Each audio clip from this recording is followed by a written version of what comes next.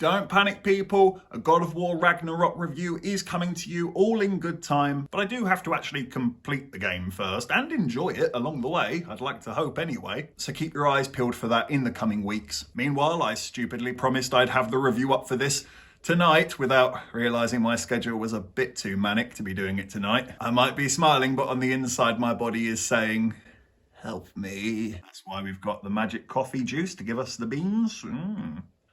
Let's go.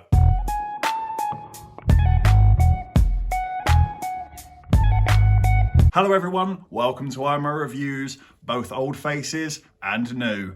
Today we are discussing a spoiler-free review of Black Panther Wakanda Forever, directed by Ryan Coogler and starring Letitia Wright, Tenoch Huerta, Angela Bassett, Danai Gurira, Dominique Thorne, Winston Duke, Martin Freeman, and many, many more. King T'Challa has passed on, and Wakanda must defend itself from a new foe in its time of grief. So getting into what I liked about Wakanda Forever, I thought the soundtrack was absolutely phenomenal. I'd honestly go as far as saying this might be my favourite soundtrack of 2022. I just really enjoyed the variation that the soundtrack offered, whether it be just a pop song that fit really nicely, or if it's something a little bit more orchestral and epic to fit the occasion. I really enjoyed those moments where it was quite tense and the enemy was attacking and the soundtrack became about rhythmic drums and what I think was cuckoo birds chirping in the distance. It sort of sounded like that or panpipes. But it was just a lovely blend. It felt really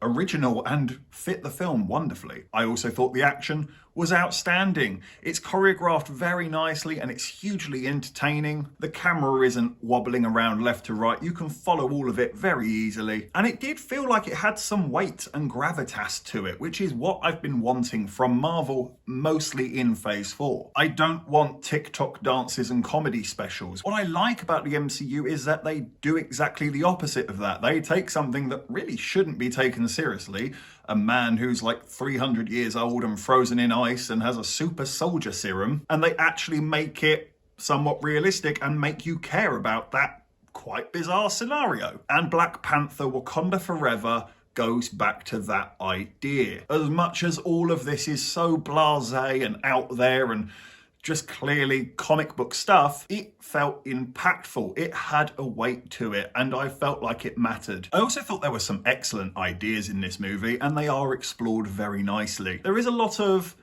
echoing of the first Black Panther movie, done differently, seen through different eyes, a different perspective, but I really enjoyed that. I think it helped add to this world and let you know that it's a bit more real. There are more people out there that these decisions have an impact on. The obvious elephant in the room is that Chadwick Boseman, rest in peace, is no longer with us. And I thought that his passing was handled really nicely and very respectfully, but it was also intertwined with the story and had an effect on these characters, and I thought that was also outstanding, especially when it comes to Angela Bassett. My God, this woman deserves all of the applause that she's getting. She just reached in, got my heart and pulled it out of my chest, and it was all through her performance because it was so visceral and so from her gut that I felt it entirely. I also really enjoyed the introduction of Namor, or Namor, they say it differently throughout the film, but he was a really interesting antagonist.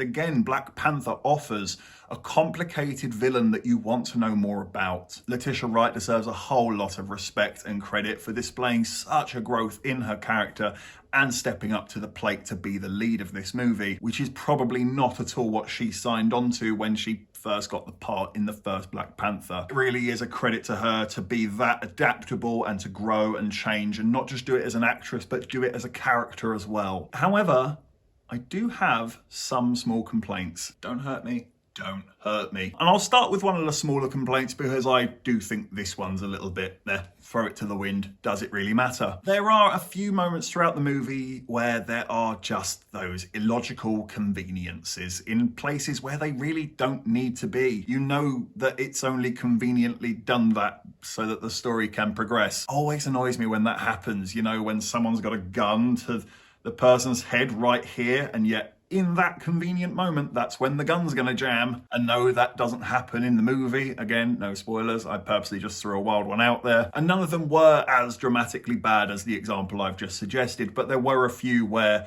I couldn't help but notice them, and they did sometimes pull me out of the film. But my biggest issue with the movie is the pacing. I don't think it's very good, to be honest with you. It does feel like a slow burn. And that's okay. I actually quite like a movie that does take its time to give you a full and complete story with very fleshed out characters. But I am a bit of a hypocrite because as much as this movie was doing that, I did find myself checking my watch and half thinking, God, I kind of wish they just get on with it a bit by now. And equally adding on to my issues with the pacing, I do think there are 2 characters too many and 2 storylines too many as well with those 2 characters. And those 2 characters would be Ironheart and Martin Freeman's character, because I can't remember his character name now, sorry. And it's not that either of the actors are doing a bad job, not at all. I really like both of them. Martin Freeman's great. Dominique Thorne did everything she could to really give this character some personality and likability to her. But I don't think the characters are written that well, and they do feel like spare wheels on what is a very complete vehicle. Their scenes often felt irrelevant or unnecessary, and if I am looking back on this film as to what could be cut, it's those 2 characters' scenes that stick out like a sore thumb to me. So I'm going to give Black Panther Wakanda Forever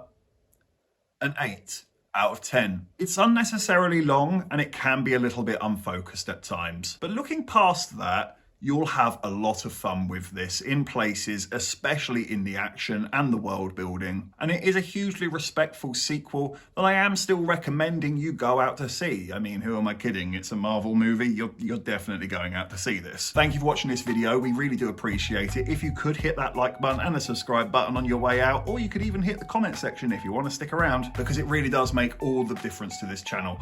No pressure, but the power is literally in your hands. And if you haven't had enough of my beautiful face and my dry witty banter, might I suggest clicking on one of these videos here. Keep that IMO party going a little bit longer. Take care, and I look forward to seeing you on the next review.